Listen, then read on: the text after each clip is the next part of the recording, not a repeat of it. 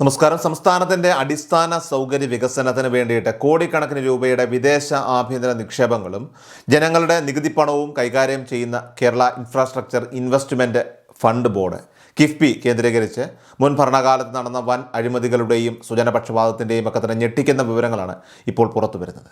സാധാരണക്കാരായ ലക്ഷക്കണക്കിന് ഉദ്യോഗാർത്ഥികൾ വർഷങ്ങളോളം കഠിനാധ്വാനം ചെയ്ത് മത്സര പരീക്ഷകൾ എഴുതി ഒരു സർക്കാർ ജോലിക്ക് വേണ്ടി കാത്തിരിക്കുമ്പോൾ ഭരണകൂടത്തിൻ്റെ തണലിൽ ഉന്നത ബ്യൂറോക്രാറ്റുകൾ തങ്ങളുടെ സ്വന്തം കുടുംബാംഗങ്ങൾക്കായിട്ട് ഒരു സമാന്തര സാമ്രാജ്യം തന്നെ കെട്ടിപ്പടുക്കുകയായിരുന്നുവെന്നാണ് ലഭ്യമാകുന്ന ഔദ്യോഗിക രേഖകളൊക്കെ തന്നെ വ്യക്തമാക്കുന്നത്.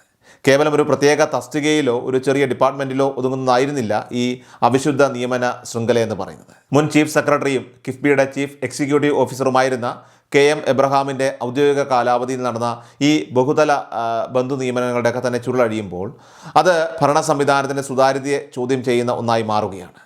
യോഗ്യതാ മാനദണ്ഡങ്ങളോ സുതാര്യമായിട്ടുള്ള ഭരണഘടനാപരമായിട്ടുള്ള നടപടിക്രമങ്ങളോ പാലിക്കാതെ പിൻവാതിൽ വഴി ഒരു കുടുംബത്തിലെ ഒന്നിലധികം തലമുറകൾക്ക് ഉയർന്ന ശമ്പളമുള്ള സർക്കാർ പദവികളൊക്കെ ഉറപ്പാക്കിയ ഒരു പ്രത്യേകതരം സ്പോയിൽ സിസ്റ്റം അഥവാ കൊള്ള മുതൽ പങ്കുവയ്ക്കുന്ന രീതിയാണ് ഇവിടെ നടപ്പിലാക്കിയതെന്ന ശക്തമായിട്ടുള്ള ആക്ഷേപമാണ് ഇപ്പോൾ ഉയർന്നിരിക്കുന്നത്.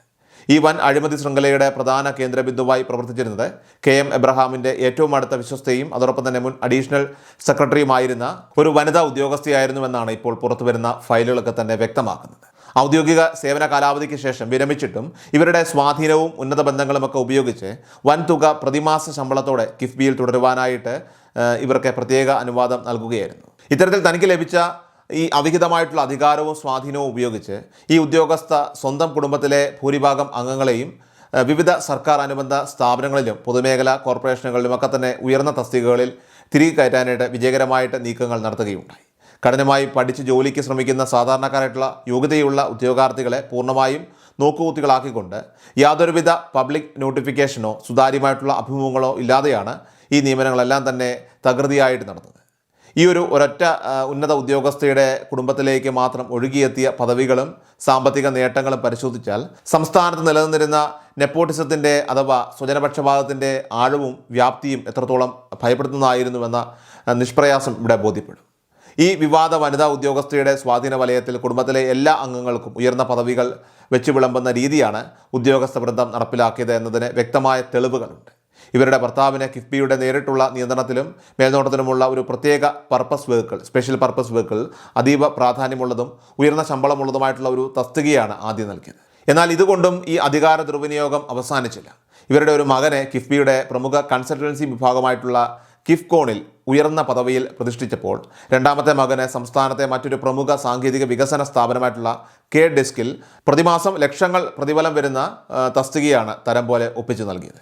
അതായത് അച്ഛനും അമ്മയും 2 ആൺമക്കളും അടങ്ങുന്ന ഒരു സമ്പൂർണ്ണ കുടുംബം മുഴുവൻ യാതൊരുവിധ നിയമപരമായിട്ടുള്ള മത്സര പരീക്ഷകളെയും നേരിടാതെ ജനങ്ങളുടെ നികുതിപ്പണം ഉപയോഗിച്ച് അത്യന്തം ആർഭാടപൂർവ്വമായിട്ടുള്ള ജീവിതം നയിക്കാനുള്ള സ്ഥിരം വേദിയായി ഈ സർക്കാർ സംവിധാനങ്ങളെ മാറ്റിയെടുക്കുകയായിരുന്നു ഇത്രയും കാലം ചെയ്തത്.